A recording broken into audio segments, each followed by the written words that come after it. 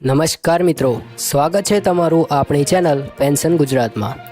મિત્રો, આજે આપણે ચર્ચા કરવા જઈ રહ્યા છીએ એવા વિષય પર જે સીધા ગુજરાત તેમજ ભારતના પેન્શનરો, કર્મચારીઓ અને તેમના પરિવાર સાથે સંબંધ ધરાવે છે।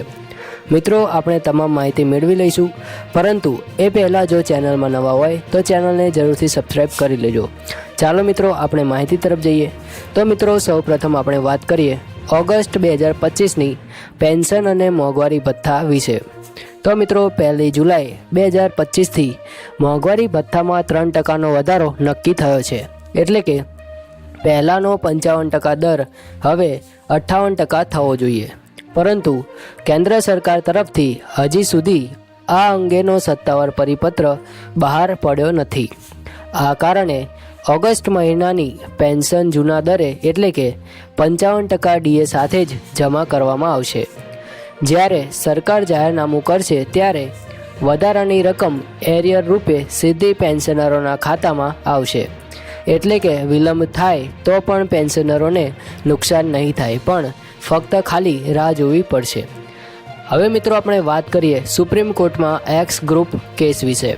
તો મિત્રો, OROP 2 એટલે કે વન રેન્ક વન પેન્શન હેઠળ 2016 પહેલાં અને 2016 પછી નિવૃત્ત થયેલા એક્સ ગ્રુપ પેન્શનરો વચ્ચે તફાવત જોવા મળ્યો હતો। આ અંગે સુપ્રીમ કોર્ટમાં કેસ ચાલી રહ્યો છે અને તેની નવી તારીખ 19 સપ્ટેમ્બર 2025 નક્કી થઈ છે।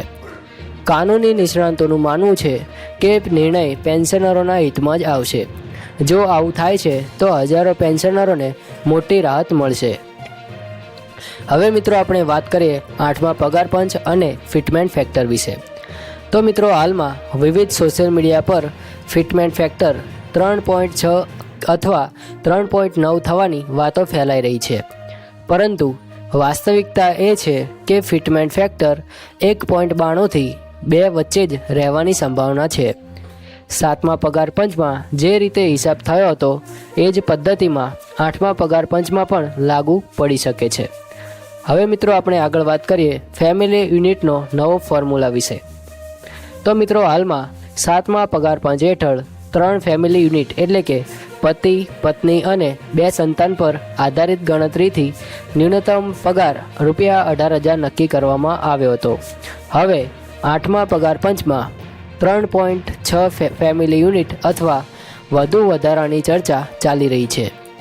જો ફેમિલી યુનિટ વધીને 3.6 થાય તો ન્યૂનતમ પગાર ₹21,600 સુધી જઈ શકે છે।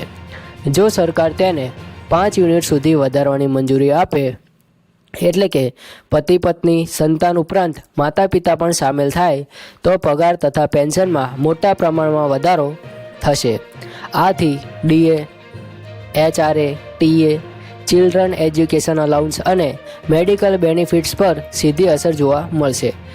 મિત્રો, પેન્શન માત્ર આર્થિક સહારો નથી, પરંતુ આખા જીવનની સેવા બદલ મળતી સન્માનની નિશાની છે। સરકાર તરફથી આવતા દરેક સુધારા સીધા પેન્શનરોના ઘર ખર્ચ, આરોગ્ય અને જીવનની ગુણવત્તાને અસર કરે છે।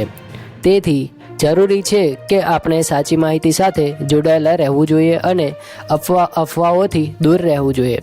તો મિત્રો, આજે આપણે આ વિડીયોમાં વાત કરી કે ઓગસ્ટ મહિનાની પેન્શન 55% ડીએ સાથે જ આવશે, અને બીજા નંબરમાં આપણે વાત કરી કે એક્સ ગ્રુપ કેસની સુપ્રીમ કોર્ટની તારીખ 19/9/2025 છે, અને ત્રીજા નંબરમાં વાત કરી કે 8મા પગાર પંચમાં ફિટમેન્ટ ફેક્ટર 1.92થી 2 પોઈન્ટ વચ્ચે જ રહેવાની સંભાવના છે।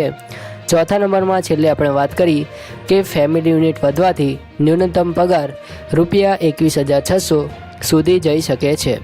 તો મિત્રો, આ માહિતી તમને ઉપયોગી લાગી હોય તો વિડીયોને લાઇક કરજો, મિત્રો સાથે શેર કરજો અને અમારી ચેનલને સબસ્ક્રાઈબ કરવાનું ભૂલતા નહીં।